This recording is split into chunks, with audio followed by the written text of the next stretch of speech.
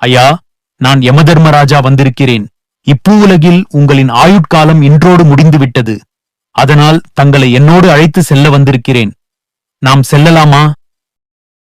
சரிங்க, ரொம்ப தூரம் இருந்து என்னை தேடி வந்திருக்கீங்க. என்னை பார்க்க வந்தவங்க யாரையும் நான் வெறும் வயித்தோடு அனுப்பினதில்ல. நீங்க முதல்ல போய் வயிறார சாப்பிடுங்க, அப்புறம் நாம போலாம். டேய், இவருக்கு சாப்பிட என்னென்ன வேணுமோ எல்லாத்தையும் தயார் செஞ்சு கொடுங்க. இவர் உயிரை எடுக்க வந்த நம்மையே வெறும் வயித்தோட திரும்ப போக கூடாதுன்னு வயிறார சாப்பாடு போடுறாரே என்று மனதில நினைத்தவாறே கண்களில் கண்ணீரோடு சாப்பிடத் தொடங்கினார் யமதர்மராஜா. இதுக்கு அப்புறம் யாருக்கும் நம்மளால சாப்பாடு போட முடியாதுன்னு நினைச்சி மிகவும் மனவலியுடன் அழுதார் கேப்டன் அவர்கள். யமதர்மராஜா சாப்பிட்டு முடித்தவுடன் கேப்டன் அவர்கள் இவ்வுலகையும் நம்மையும் விட்டுவிட்டு யமதர்மராஜாவுடன் தனது கடைசி பயணத்தை தொடங்கினார்.